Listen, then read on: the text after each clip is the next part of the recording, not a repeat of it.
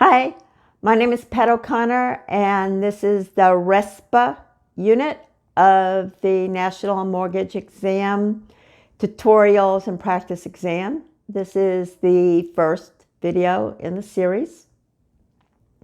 So I will be presenting this to you over a number of weeks. I plan to upload a video every Wednesday. So if you want to keep in touch as they're released, please subscribe, and then you will get notified when a new one is released. So wait and see if you like it. I've been teaching adults since 1985, so hopefully you'll enjoy this presentation. Okay, RESPA. RESPA stands for Real Estate Settlement Procedures Act. And as the name implies, Real Estate Settlement Procedures, this law was created to help borrowers understand their closing costs, to create transparency with closing costs, and to keep lenders and loan originators from having gotchas at the closings, okay? A big part of RESPA are the closing disclosures, but a new law came out called TRID.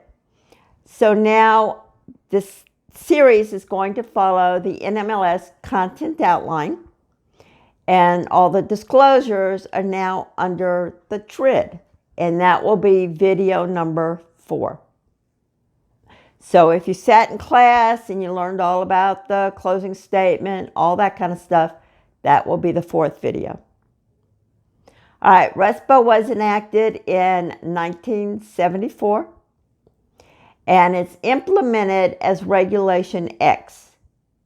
To help you remember that, you can think REXPA, because there's an A, there's a Z, there's a C, there's a variety of these regulations. So RESPA, think REXPA. Now, who is a mortgage broker?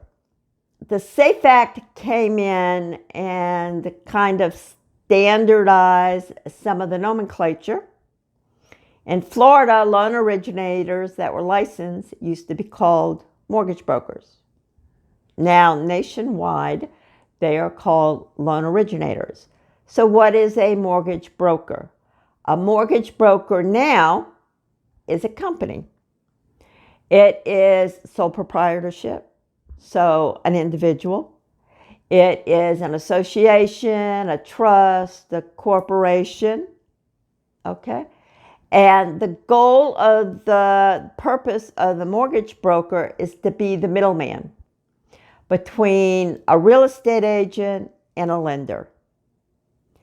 So unless they have, they're an approved wholesale lender, the mortgage broker is not loaning the money.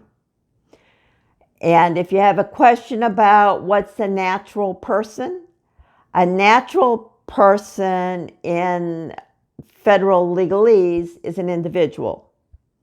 But just the term person, as in the definition of mortgage broker, can mean corporations and associations and trusts. So it may pop up. Okay, so the application loan types. What does RESPA apply to? It does not apply to cash deals. If you have cash deals, you're not going to have these disclosures that we'll talk about in Unit 4. It also doesn't apply to commercial deals. Most of what we are going to talk about in this series does not apply to commercial. You don't need to be licensed to be a commercial loan originator. You do to be a residential loan originator. And so the federal laws really, except for fraud and that type of stuff, don't apply. So they do apply to purchase loans, refinances, equity line of credits, reverse mortgages, and home improvement loans. You say, oh my God, I can't remember this stuff. In the description, I'm going to give a quick outline about what I'm talking about with the highlights. And there'll be some captions here on the video as well. So kind of listen, kind of absorb it. If you need to listen to it a couple of times to let it sink in. I know when I've taken licensing courses in the past, some of the questions I could hear my instructor's voice in my head telling me, hey, you know, remember this. So the video may help in that. Take it as often as you want. This is a free course. I do ask that you do subscribe so that you can stay in touch. I would like everyone to pass if possible. I know it's not reality, but I'm here to help you. Okay. So, RESPA, prohibitions, limitations, and exemptions. I'm going by the course outline here. One of the big things with RESPA is called kickbacks. And this is something that can get you, as an individual loan originator, fined or imprisoned, or, you know, your company or your manager of your mortgage brokerage firm. So kickbacks are something that you don't want to mess around with. There have been huge fines in the past. So kickbacks, when you give anything of value to someone else for referral of business. Okay? So a lot of times the way the business works is that people come to a real estate agent first, and then once they're ready to get pre-approved, the real estate agent may refer them to loan originators that they know are honest and have good connections and can get the deal done. It is illegal for you to kick back any money that you make on your commission to that real estate agent. Okay? As a loan originator, you are not allowed to share your commission to anyone, no matter how you want to call that money. You can pay for leads. There are widgets that different companies put out. What's my home value worth? And you can subscribe to those, usually by zip code, and everyone that sees that widget, you know, that's the lead. And then you can contact them. So that's okay, as long as it's not based on the outcome of the deal. You can pay for leads as long as you pay for all the leads, not based on the income.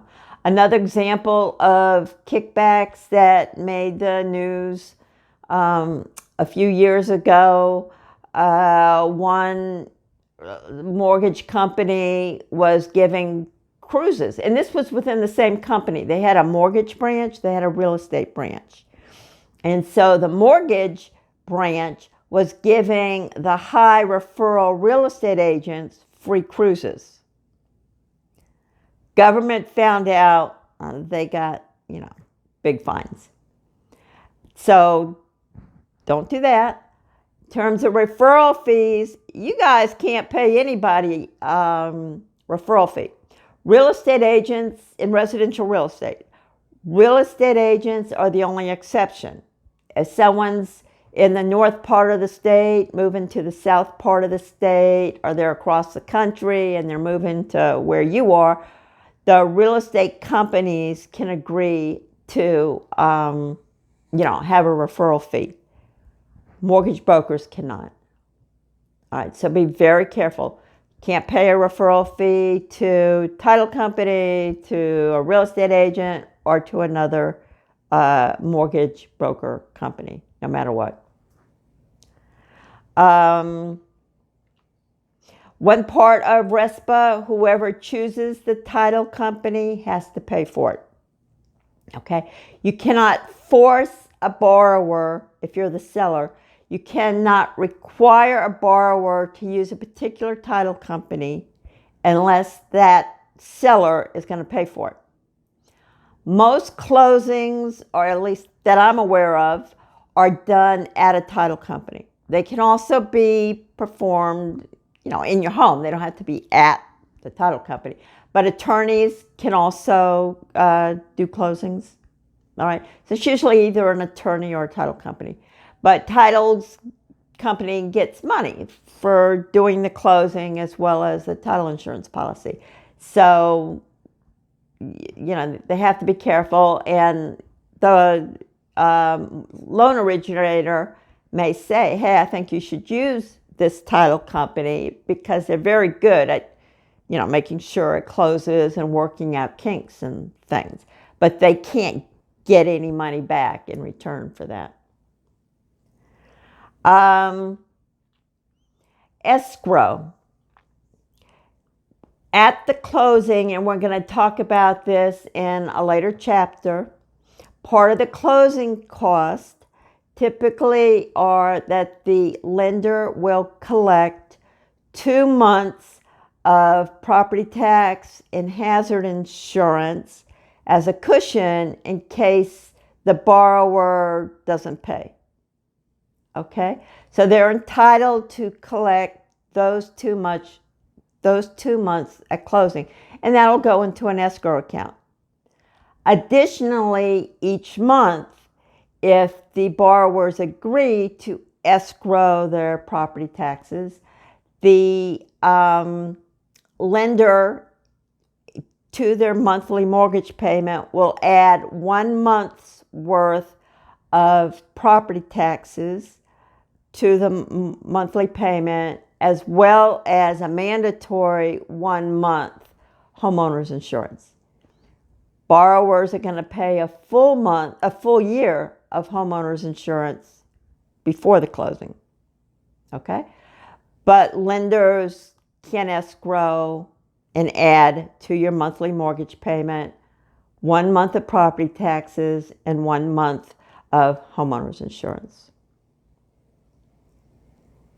RESPA does not apply to lenders, again, as I said, doing commercial deals, that also agricultural, business, or government. Short-term construction loans that are less than 2 years and vacant lots that are not going to have homes built on them are also exempt. Okay, settlement services. A settlement service is a task that is performed at or before closing. It does not include loan servicers, who are typically paid by lenders to keep the escrow accounts, collect the mortgage payments, handle foreclosure processes if it comes to that, okay? So settlement services include your real estate agent, your loan originator, your home inspector, your appraiser, your title company, attorneys.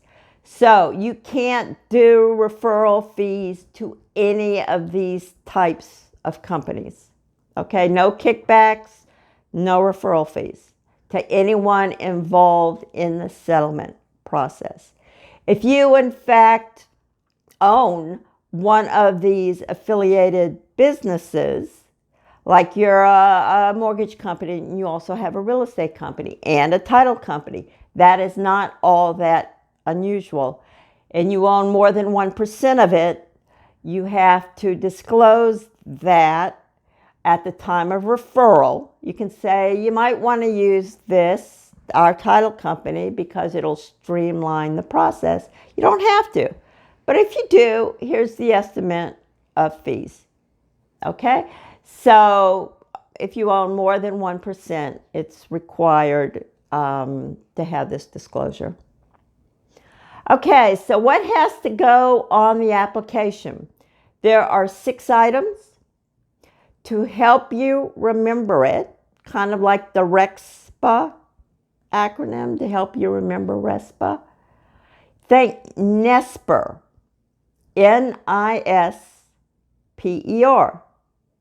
You can whisper it and then just change the first letter. So N is your name, I is the income, S is Social Security number, E is E is the estimate of value for the property, and R is the requested loan amount. So NISPER, NISPER, and think whisper. Okay, so the foreclosure process.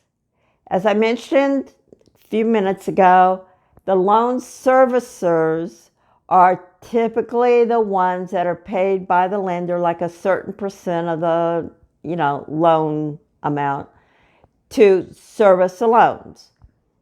And typically they are the ones that will handle the foreclosure process.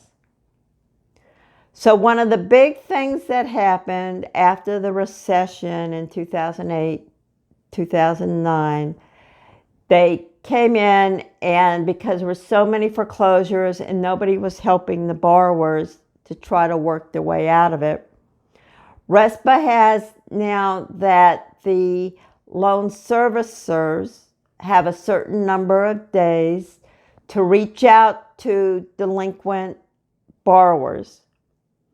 And so they have to try to make a phone, they have to try to reach them by phone within 36 days. They have to send them loss mitigation documents within 45 days of them missing a payment. So what is loss mitigation? Loss mitigations are the actions that a lender can take in order to help the borrower stay in the home or to relinquish the home without going through foreclosure and the damage that that can cause to the credit score, which can affect the whole bunch of their life. Okay, so some loss mitigation procedures, just for your information, can be a short sale. They agree to that the market value, that they agree to let the seller, the borrower, sell the home for less than market value. So for the loan amount, to pay off the loan amount. So that would be the short sale. They could refinance it. If it's a 30-year mortgage, maybe they can refinance it into a 40-year mortgage. There's forbearance where they may actually forgive part of the loan or at least forgive it for a while. This happened during the COVID pandemic, and a lot of people lost their jobs or had reduced hours. They agreed to take a lesser amount for a while, and now the people have to make that up as the economy recovers. Another one is deed in lieu of foreclosure, LIEU. Okay, deed, IN-LIEU. So instead of having to go through the foreclosure process and destroying your credit, you'll just sign the deed over to the lender and you're on your way. They may or may not give you moving expenses. That might be negotiable. Okay, so all those are loss mitigations.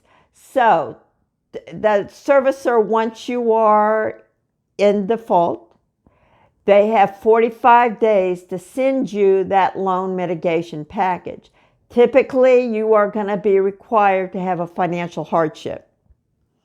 If they don't, unless you do like a deed in lieu, then you may be able to get out of it. But if you want like a 40-year mortgage, you're going to have to show that you had a hardship, but you now have money so that you can pay for a refinance or pay, if they give you a forbearance, that your prospects are bright and you can pay in the future. All right, so it's not a done deal. Loss mitigation is not a done deal. Okay, so they send you the package for 45 days. If you apply, they have 5 days to tell you that they have received your application. If you apply 37 days before foreclosure, they have to evaluate it within 30 days. They can't just let it sit on a desk somewhere, okay? They have to look at it. They have to give you follow-up questions, answer your telephone. Once you get into default, you know, people will start coming to the door wanting to buy your house because they see it listed. So I'm kind of talking to you. I'm getting a little sidetracked here. I'm talking to prospective loan originators as if they were homeowners. So, but that's the way this business works. Okay, if the lender receives the application 90 days before, a borrower can appeal the decision. So this is 90 days before a foreclosure. So the loan servicer can file for foreclosure 120 days after delinquency, as long as no mitigation is in process. So that's the foreclosure process, and how it goes from there depends on state by state. Some states are called judicial states, where they have to go through the courts. The country's split about 50-50. Some states are judicial, where it has to go through the court for a foreclosure, and it can be appealed and, you know, and it can go on for 2 or 3 years if the courts are all bogged up with foreclosures. Some states are non-judicial, and the courts aren't involved unless somebody appeals. Okay, so don't worry about that. Just worry about what the loan servicer's requirements are. So 120 days before they can foreclose. Initial escrow statement, again, this is going to come from the loan servicer. And usually they're going to get it at closing, or you may get it 45 days, within 45 days after closing. It's just going to tell you what your monthly payment is and how much of your payment each month will be escrowed. It also estimates your first year payment for your property taxes and your hazard insurance, although either one of those can increase, right? So that's why they say it's an estimate, because you don't know, number one, what the county may do with your property taxes. Your county or your city can raise the rates, and insurance company can raise the rates. So that's why these are estimates. Okay, so that is my RESPA discussion. Again, the card will pop up now with the link to the practice exams. I do have a study guide in both Kindle and paperback format for sale on Amazon. So the link to that is in the discussion. The link to the NMLS content guide is in the discussion area of the video. And a link to the Consumer Financial Protection Bureau's discussion of RESPA, that's in plain English, is also there. So you're going to have 3 links in the discussion part, as well as a summary of what I've just said. All right, good luck, guys. Subscribe so that you don't miss any. And it's also a way of saying thank you to me. If you have comments, please put them down. I will answer them. I'll get alerted as soon as a comment comes in. I'd like to start a community tab up here, a discussion within the community of students. I'm actually here to help you guys. Again, I've taught since 1985. So if you don't understand a math problem or something, if there's really something that you just don't understand, you know, let me know. Either do it as a comment and I'll get back to you. Okay, I will see you next week. Bye.